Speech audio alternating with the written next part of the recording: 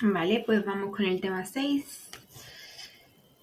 Nos dice, el concepto general de afectividad implica una realidad subjetiva que abarca cualquier aspecto de la vida y presenta importantes diferencias individuales, tanto en el tono afectivo positivo o negativo, como en la frecuencia e intensidad con que se experimenta. Incluye estados transitorios específicos de la conducta, reacciones emocionales y manifestaciones más duraderas e inespecíficas que inciden en la personalidad, que son los estados de ánimo o afectivos. Los criterios para clasificar las emociones son muy diversos. Desde un punto de vista parsimonioso, es posible utilizar un espacio emocional de dos dimensiones unipolares y parcialmente independientes que puede actuar a la vez. La primera dimensión está constituida por las emociones negativas y se define como emociones desagradables, emociones desagradables experimentadas cuando se bloquea una meta, se produce una amenaza o sucede una pérdida y requieren la movilización de recursos cognitivos y comportamentales para ser empleados en la creación y elaboración de planes que resuelvan o alivien la situación. La segunda dimensión está constituida por las emociones positivas y se definen como emociones agradables experimentadas cuando se alcanza una meta. En ellas es menos probable que se necesite la revisión de los planes u otras operaciones cognitivas. Por ello, se espera que las emociones negativas sean más prolongadas en el tiempo. El balance entre ambas dimensiones es responsable del tono hedónico, que es afecto negativo o positivo, manifestando en el grado de tristeza o felicidad que expresa la persona. En los últimos años, en el estudio de las emociones se reconocen los procesos evaluativos o cognitivos. Esta asunción en términos de relevancia personal de los acontecimientos externos es aceptada por numerosas teorías psicológicas de la emoción. Para que se produzca una reacción emocional, debe producirse un procesamiento evaluativo o afectivo de acontecimientos externos que da origen a la activación de los componentes fisiológicos, conductuales y subjetivos que conforman la emoción. Según Fernández Abascal, solo la activación causada por el proceso de valoración cognitiva debe ser considerada como emocional. Una activación fisiológica causada por elementos biogénicos no es una emoción, y una valoración sin activación tampoco es una emoción. Desde un enfoque evaluativo de las emociones, se asume que los estados emocionales son resultado de patrones duraderos de evaluación cognitiva, que afectan al modo en el que la persona prioriza el procesamiento de información externa y a la recuperación de la información relevante almacenada en la memoria.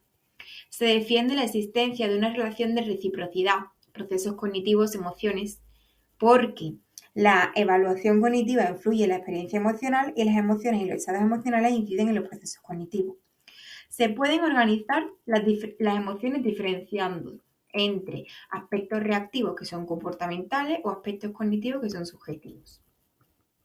El estudio de los aspectos cognitivos asociados a las emociones se refleja en las investigaciones en torno a cómo distintas emociones afectan a los procesos cognitivos básicos de atención y memoria, o cuál es el papel de los procesos automáticos, que son los inconscientes, y controlados, los conscientes, en el desarrollo y mantenimiento de los trastornos emocionales. Recientemente se han propuesto modelos teóricos para explicar los efectos de las emociones positivas en los procesos cognitivos. Fredrickson, sin embargo, se ha centrado en las emociones y estados de ánimo negativos, ansiedad y depresión. Son los trastornos más frecuentes en el ámbito clínico. La teoría del triple sistema de respuestas dice que ansiedad implica un patrón de respuesta, ¿no?, que es cognitiva, fisiológica y motoras o conductuales. Las reacciones de ansiedad muestran una faceta adaptativa, psicológica y biológica, esencial para una responder adecuadamente ante situaciones de peligro o amenaza. Esto permite la detención de estímulos potencialmente amenazantes y la movilización de los recursos para hacerle frente. Se puede dar una respuesta normal de ansiedad y una respuesta patológica. Según Lindenfeld, los criterios que permiten hacer esta diferenciación son la intensidad, frecuencia y duración de la ansiedad, la proporción entre la gravedad objetiva de la situación y la intensidad de la respuesta de la ansiedad, el grado de sufrimiento que produce la persona y el grado de interferencia negativa en la vida cotidiana del sujeto. Los aspectos que ponen de manifiesto la experiencia de un nivel patológico, o sea, de ansiedad, son el alto nivel de sufrimiento personal y el grado de interferencia que produce en las actividades cotidianas. Y las experiencias de ansiedad pueden representarse como una manifestación general y permanente a lo largo del tiempo y las situaciones, como es la ansiedad rasgo, y una manifestación específica transitoria y acotada en el tiempo, que es la ansiedad estado. Es decir, la rasgo es como la que está a lo largo del tiempo y la estado es la de ahora. La ansiedad rasgo, según Spielberg, la ansiedad rasgo es una predisposición a percibir un amplio rango de situaciones estimulares como peligrosas o amenazantes, y la tendencia a responder con reacciones de estado de ansiedad. Los individuos con altos niveles de ansiedad rasgo tienden a experimentar en situaciones estresantes un mayor grado de amenaza, a la vez que reacciones de ansiedad más frecuentes y o intensas. El estudio actual de la ansiedad rasgo se plantea de forma multidimensional. La conducta ansiosa se explica a partir de la interacción entre las características de personalidad y las condiciones de la situación. Los individuos difieren en su predisposición a reactivar con ansiedad ante un gran número de situaciones que se agrupan en 4 grandes áreas, que son la ansiedad ante situaciones de evaluación, ansiedad interpersonal o social, ansiedad fóbica o ansiedad en la vida cotidiana. Nos vamos con la ansiedad de estado. ¿Esta cuál es? Pues este hombre define la ansiedad de estado como estado emocional transitorio o condición del organismo que varía en intensidad y fluctúa a lo largo del tiempo, caracterizado por sentimientos subjetivos conscientemente percibidos de tensión y miedo y activación del sistema nervioso autónomo.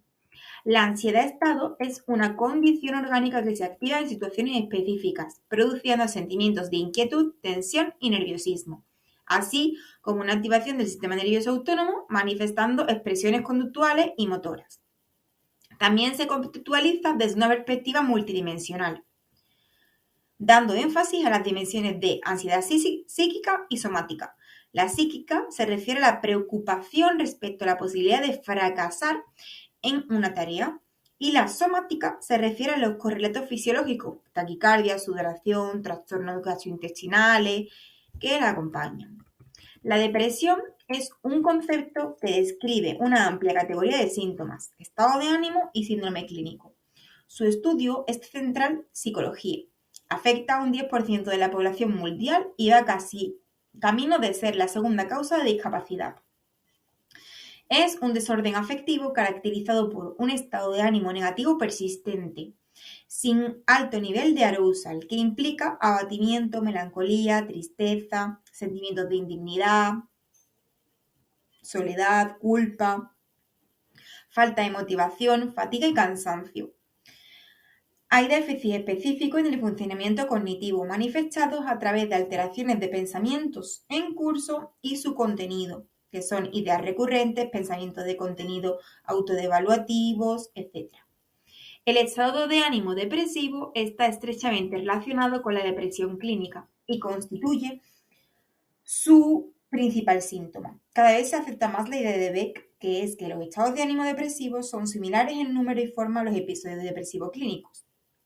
Las personas subclínicamente depresivas representan el final de un continuo de severidad en cuyo polo opuesto se encuentra la depresión clínica, diferente cuantitativamente pero no cualitativamente. La ansiedad rasgo estado y el estado de ánimo depresivo suelen evaluarse mediante autoinformes. Para la ansiedad, el más utilizado es el cuestionario de ansiedad estado rasgo, que consta de 2 escalas independientes. Una mide la ansiedad estado y la otra la ansiedad rasgo. Y tienen 20 ítems en cada una. Se presenta en formato de respuesta tipo Likert de 4 puntos autoaplicados. Para evaluar el estado de ánimo depresivo, la prueba más utilizada es el inventario de depresión de Beck, que consta de 21 ítems, 15 para síntomas psicológicos cognitivos y 6 para síntomas somáticos vegetativos. Ambos autoinformes presentan adecuados datos psicométricos de fiabilidad y validez y han sido adaptados al castellano. Sesgos cognitivos y trastornos emocionales. Estos modelos subrayan la importancia de determinados sesgos cognitivos en el procesamiento de la información, como factores para entender la etiología y el mantenimiento de los trastornos de ansiedad y depresión. Beck desarrolla su modelo teórico sobre el concepto de esquemas propuesto por Butler Y los esquemas son estructuras cognitivas estables que contienen las representaciones de las experiencias previas, relacionadas con la pérdida o el fracaso. En el caso de la depresión y la amenaza o peligro, en el caso de la ansiedad, organizan el procesamiento de la información e influyen en el modo en que los estímulos son codificados, almacenados y recuperados de la memoria. Una vez activado por el estado emocional, establecen los parámetros de procesamiento de estímulos. Pues aquellos que son consistentes, que son congruentes, ¿no? Con los esquemas son adecuadamente codificados y elaborados. Y aquellos que son inconsistentes con los esquemas no son tenidos en cuenta. Estas dos personas reelaboran la teoría. El procesamiento de la información en personas con trastornos emocionales pasa por 3 etapas. Uno, la orientación y rápida detención de los estímulos emocionales. Otra, la activación de los esquemas relativos al tema central de preocupación, pues el peligro para la ansiedad o la pérdida para la depresión. Y el inicio de procesamientos metacognitivos relacionados con el tema de preocupación, en base a la elaboración semántica de la información y la evaluación de los recursos de afrontamiento disponibles. Uno de los efectos más relevantes de la activación de estos esquemas es la facilitación del procesamiento selectivo de la información, que es congruente emocionalmente con el contenido de los esquemas. Por ejemplo, las personas que sufren trastornos y altos niveles de ansiedad, estado rasgo, serían especialmente sensibles a la información amenazante. Esto se manifiesta a través de sesgo cognitivo y es un factor de vulnerabilidad en trastornos emocionales. En el marco general está el modelo cognitivo de Bowen, que se apoya en la conceptualización de la memoria como una red asociativa de conceptos y esquemas semánticos. Propone que la información y las emociones están organizadas en la memoria en forma de red asociativa mediante nodos, que están interconectados por lazos asociativos, donde estaría la información emocional y las experiencias pasadas. Postula que la activación de un nodo emocional incrementa la accesibilidad de la información de nodos asociados, que a su vez produce un sesgo cognitivo que favorece el procesamiento de dicha información. La recuperación de información en la memoria supone la reconstrucción de experiencias previas, proceso en el que pueden incidir numerosas variables presentes, como el estado emocional de la persona. Dicho estado emocional puede ser una señal que favorezca el recuerdo, efectos de recuerdo dependientes del estado de ánimo, memoria congruente en el estado de ánimo. Es decir, nos vamos al recuerdo dependiente del estado de ánimo. Se refiere a un mayor recuerdo cuando el estado emocional en el momento de la codificación coincide con el de la recuperación. Un procedimiento sencillo para estudiarlo consiste en presentar una lista de palabras que la persona memoriza bajo un estado de ánimo determinado, pues triste o alegre. Y después, en la fase de prueba, se le pide que recuerde la lista de palabras estando bajo el mismo diferente estado de ánimo. La hipótesis es que el recuerdo será mejor cuando la fase de estudio y la de recuerdo se realiza bajo el mismo estado de ánimo, porque este actúa como una señal discriminativa contextual adicional en el aprendizaje y en el recuerdo. Memoria congruente en el estado de ánimo. Bower señala que ocurre cuando se atiende y aprende más cerca de los acontecimientos que coinciden con el estado emocional. En el recuerdo congruente coincide la información que debe ser recordada con el estado emocional en el momento de la recuperación de la información. La hipótesis de trabajo se basa en que la información congruente suele estar incluida dentro de una red de conceptos activados por ese estado de ánimo, por lo que es más accesible. Los modelos de Beck y Bower postulan que la existencia de sesgos cognitivos selectivos congruentes con la información que caracteriza la ansiedad y la depresión es el peligro y pérdida respectivamente. Que los sesgos cognitivos hacia el procesamiento de información emocional, en este caso amenazante o negativa, se producen en todas las etapas del procesamiento, porque la activación de los esquemas y los nodos influyen en cómo la información es atendida, interpretada y recordada. Las dos teorías hacen las mismas predicciones. Postulan que las personas con trastornos emocionales difieren en los procesos automáticos y los controlados respecto a las personas normales. Aunque esto ha sido cuestionado por los modelos cognitivos recientes que defienden que los trastornos emocionales se diferencian en cuanto a la etapa de procesamiento en la que se producen los sesgos cognitivos. Las nuevas propuestas para el estudio de estos sesgos asociados con la ansiedad y la depresión, pues nos dice que el estudio y la explicación de sesgos cognitivos relacionados con el procesamiento de la información emocional es importante para comprender los mecanismos asociados con la etiología, el mantenimiento y la vulnerabilidad a experimentar trastornos emocionales como la ansiedad y la depresión. El modelo de Williams, Watts, MacLeod y Matter dice que el proceso de activación o facilitación es el priming.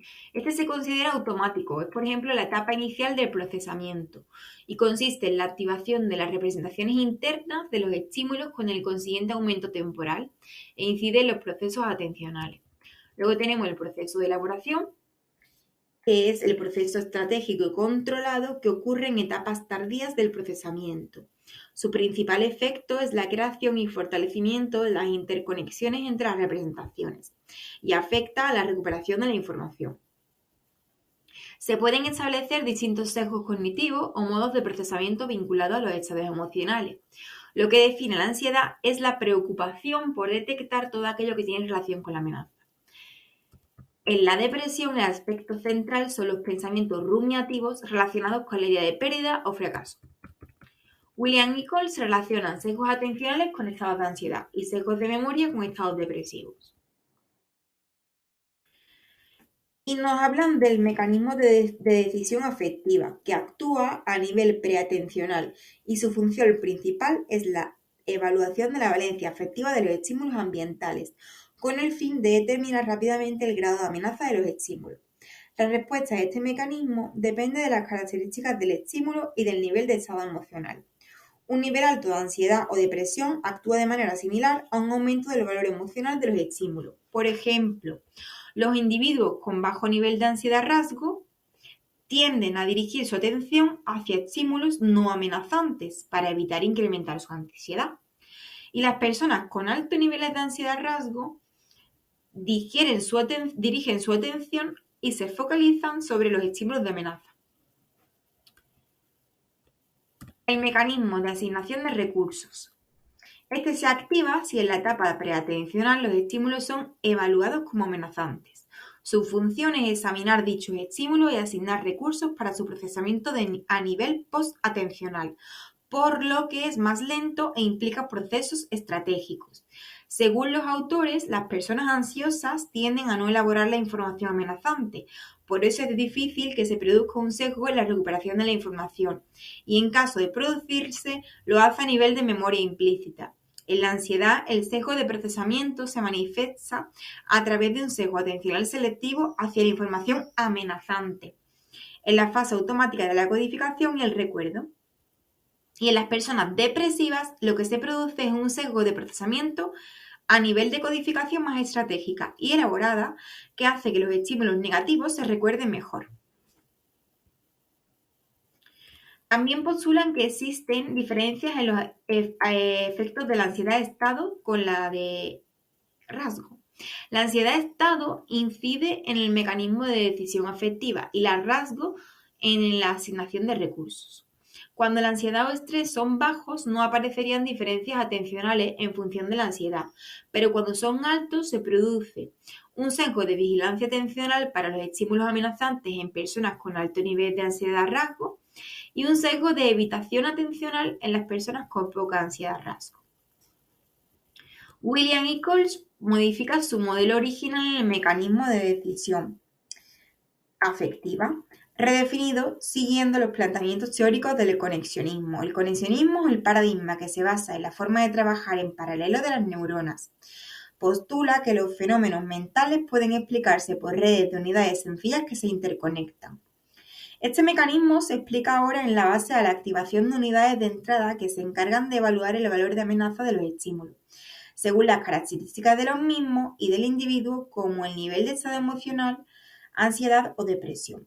Aquí sustituyen los conceptos de priming y elaboración por procesamiento perceptual de abajo a arriba, encargado del análisis de las características físicas y la valencia afectiva genérica de los estímulos. Se asocia a los procesos de activación Las personas con trastornos de ansiedad se caracterizan por sesgos atencionales y preatencionales no conscientes que facilitan el procesamiento perceptual de la información emocional amenazante. Procedimiento conceptual de arriba a abajo. Es responsable del análisis semántico de los estímulos. Las personas depresivas se caracterizan por sesgos cognitivos relacionados con el procesamiento conceptual y elaborado de la información, que favorece la recuperación, recuerdo y reconocimiento de la información emocional negativa. En el modelo inicial, como en la nueva versión, se defiende que la orientación continua y permanente, preatencional y atencional, de las personas ansiosas hacia los estímulos amenazantes, que es la hipervigilancia, les lleva a percibir su entorno como un lugar lleno de peligros y se convierte, especialmente en situaciones de estrés, en un factor de vulnerabilidad cognitiva para experimentar ansiedad clínica y aumentar la probabilidad de recaídas. Para corregir estos sesgos cognitivos, proponen terapia de reentrenamiento atencional que cambie el funcionamiento del mecanismo de asignación de recursos para que la persona ansiosa deje de orientarse hacia la amenaza y adopte el estilo de evitación que caracteriza a los individuos bajos en ansiedad. El modelo de Moog y Bradley. Estos dos muchachos elaboran un modelo cognitivo motivacional para explicar los sesgos preatencionales y atencionales asociados a la ansiedad. Introducen sistemas motivacionales mediadores entre las respuestas cognitivas y comportamentales y la información amenazante. Postulan la existencia de dos sistemas, el sistema de evaluación de la valencia y el sistema de compromiso de meta. Entonces, el sistema de evaluación de la valencia valora el grado subjetivo de la amenaza mediante una evaluación rápida y automática, posiblemente por una vía de conexión directa entre el tálamo y la amígdala, que analizaría los rasgos básicos de los estímulos y del contexto, y la información almacenada en la memoria. Este sistema sería especialmente sensible en personas vulnerables a la ansiedad, que les llevaría a clasificar como amenazantes muchos estímulos que la mayoría consideran triviales. Y el sistema de compromiso de meta toma la valoración del anterior y actúa asignando recursos para el procesamiento cognitivo y las acciones. Cuando un estímulo ambiental es clasificado como altamente amenazante, se produce una interrupción automática de la actividad que se esté realizando para orientar todos los recursos hacia la amenaza. Pero si el valor de amenaza detectado por el sistema de evaluación de valencia es bajo y el sistema de compromiso de meta asignará escasos recursos, produciéndose una inhibición de su procesamiento que permite a la persona seguir su curso de acción. Los autores defienden que la ansiedad no se relaciona con la asignación de recursos, sino con la evaluación de los estímulos. La relación entre el valor de la amenaza y los sesgos atencionales no es lineal. ¿Cuándo no es lineal? Pues cuando el estímulo se valora como no amenazante, no se produce un sesgo atencional. Cuando el valor de amenaza es leve, cuando el valor de la amenaza es alto, se produce respuesta de vigilancia orientada a la amenaza. Y cuando el valor de la amenaza supera un umbral, los individuos con bajos niveles de ansiedad también muestran un sesgo de vigilancia. Estos dos hombres señalan las ventajas de los dos sistemas anteriores a los sesgos preatencionales y atencionales, y es que permiten distinguir los procesos de valoración de la amenaza de los que coordinan y controlan los procesos cognitivos y comportamentales. La distinción entre estos dos sistemas ayudaría a explicar las diferencias entre las respuestas entre ansiedad clínica y depresión. La depresión supone una orientación hacia el pasado y una falta de compromiso con el medio ambiente, que es la valencia negativa más la falta de compromiso con metas externas. La explicación es coherente con la conceptualización de la depresión como un estado amotivacional, donde predomina la apatía y un nulo o bajo interés por implicarse en actividades dirigidas a metas. La ansiedad supone una orientación hacia el futuro y el análisis del ambiente con el fin de detectar cualquier amenaza y anticipar el peligro. Aquí estaría la valencia negativa más el compromiso con metas externas. Esta actuación tiene un carácter adaptativo y supone cancelar automáticamente los objetivos y actividades en curso para hacer frente a cualquier potencial amenaza. Permite considerar si las diferencias individuales en vulnerabilidad a la ansiedad se deben a la reactividad diferencial en uno o ambos sistemas. Subrayan el valor de la asignación de recursos de procesamiento orientando o evitando los estímulos amenazantes, pero este modelo enfatiza en el sistema de la valencia como responsable de la vulnerabilidad a la ansiedad. Por ejemplo, la palabra enfermedad es inocua, pero con alto nivel de ansiedad. La valoración subjetiva activaría el sistema de vigilancia atencional a través del sistema de metas, por lo que con baja ansiedad el estímulo tendría escaso valor amenazante y la atención se dirigiría a otros estímulos más positivos. Y nos habla que los sesgos atencionales no necesariamente juegan un papel causal en la etiología de la ansiedad clínica, pero no se excluye que sean importantes en su mantenimiento. No tiene utilidad entrenar a personas con alta ansiedad a orientar su atención hacia estímulos amenazantes. Al contrario, lo importante es dirigir los esfuerzos terapéuticos hacia el cambio en la evaluación del valor de los estímulos, como en las terapias cognitivas. El modelo de Mattel y McKinson dice que su función es aumentar la actividad de aquellos estímulos potencialmente amenazantes con incremento automático de recursos de procesamiento que producen una atención selectiva. ¿Vale? Nos hablan que independientemente de la vía utilizada para evaluar la amenaza, las representaciones de los estímulos amenazantes se almacenan en el sistema de evaluación de la amenaza y se accede automáticamente, previo a que alcancen la conciencia. El incremento de los niveles de ansiedad produce un aumento de la activación de las representaciones amenazantes que compiten con las de otros estímulos, lo que genera un sesgo atencional, que asumen que los sesgos solo se producen bajo condiciones de competencia. La activación de las representaciones de amenaza es posible que puedan ocurrir en un proceso más controlado, según las demandas de la tarea. El incremento de las demandas puede reducir o eliminar la activación más débil de la representación de amenaza. Mediante el esfuerzo voluntario generado por las condiciones contextuales, la persona puede impedir dirigir sus recursos hacia los estímulos amenazantes y atender a otros estímulos distractores, produciéndose un sesgo de evitación. A diferencia del modelo de Williams, en este modelo es la evaluación inicial de los estímulos y no la asignación de recursos lo que induce las diferencias que se observan entre individuos con altos y bajos niveles de ansiedad. Se rechaza la hipótesis de la que las personas con baja ansiedad rasgo no muestran un sesgo de evitación atencional ante la presencia de una amenaza potencialmente peligrosa. Los estímulos de amenaza siempre activan las representaciones en el sistema de la amenaza, ¿no? Y aunque estas representaciones son fuertes e inhiben los estímulos distractores, se produce un sesgo independiente del nivel de ansiedad. Las personas con niveles altos de ansiedad muestran un sesgo atencional ante indicios leves de amenaza. Y aquí tenemos un cuadrito fácil, donde aquí tenemos como para que entendamos mejor. Y lo vamos a dejar aquí porque no nos va a dar tiempo. Y ya lo que nos queda es un poquito de la ansiedad, la regulación emocional y listo.